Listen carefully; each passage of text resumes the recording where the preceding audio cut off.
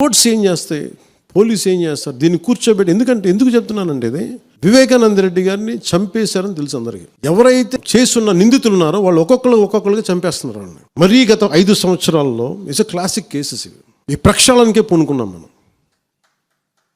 ఇది ముఖ్యంగా మన ఎమ్మెల్యేలకు కానీ మీరు ఎంపీస్, యాజ్ అన్ ఎంపీస్ మీకు కూడా మీరు ఈ కేసెస్ మీద మీరు రేపొద్దున అసెంబ్లీలో గళం ఎత్తాలి. మీరు తప్పదు. ముఖ్యంగా లా అండ్ ఆర్డర్ వీళ్ళు అందరూ తప్పించుకుంటూ వెళ్ళిపోతే ఇట్లా ఒక సోషల్ అన్రెస్ట్ వస్తుంది దీనివల్ల.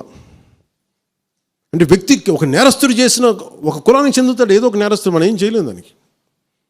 ఇందాక అరుణ చెప్పినట్టుగా ప్రతి ఒక్కరు ఏదో కులానికి చెందాలి, వేరే దారి లేదు మనకి. మనం వేరేలా పొట్ల ఏదో కులానికి చెందాలి. కానీ తప్పు చేస్తే కూర్చోబెట్టి పలానా టక్కుమైన ఒక మాట అనేస్తారు, పలానా ఎక్స్ చేసాడు అన్నావు, పలానా కాస్ట్కి చెందిన వాడు చేసాడు అంటారు.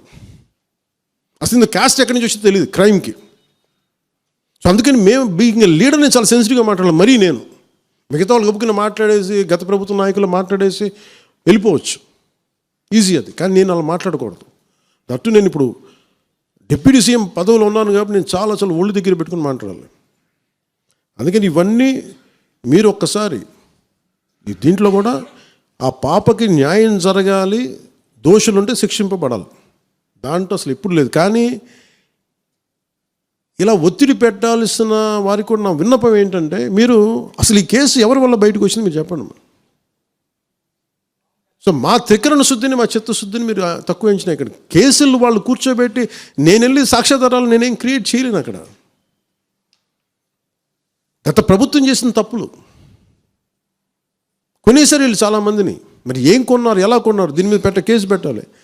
ఇది ఇది నా ఒక్కటి కేసు కాదు, ఇది ఎంటైర్ సొసైటీకి ఇది సిచ్యువేషన్.